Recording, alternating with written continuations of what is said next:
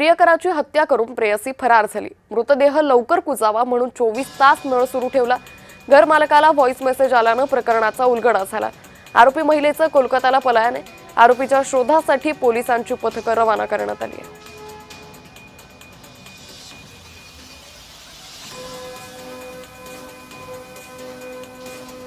कि ऐसा है, मेरा बॉयफ्रेंड है, मेरे को बेचने लाया था इधर।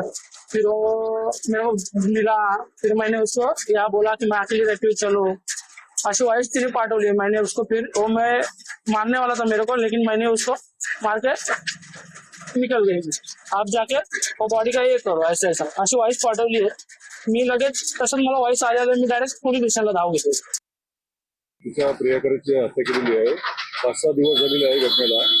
बिल्डिंगमधील लोकांना घाण वास येत असल्याने त्यांनी पोलिसांना इन्फॉर्म केलं आणि त्यानंतर तिची काही डेड बॉडी आहे पुरुषाची ती गुन्ह्यामध्ये आढळून आलेली आहे।